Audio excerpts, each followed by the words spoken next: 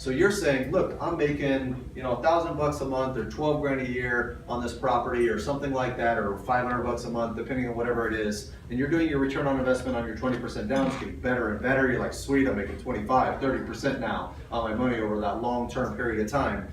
But your return on equity might only be 5 or 6%.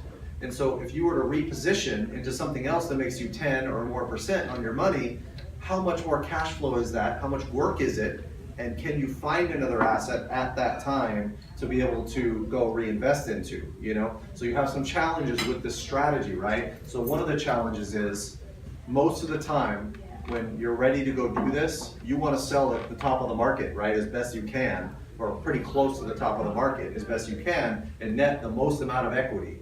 But at that time, it's the hardest time to replace that money because you're paying top dollar for those things. So in those types of circumstances, I would always recommend finding a value add project to put that reinvestment money into so that you can get that additional built-in equity on the deal.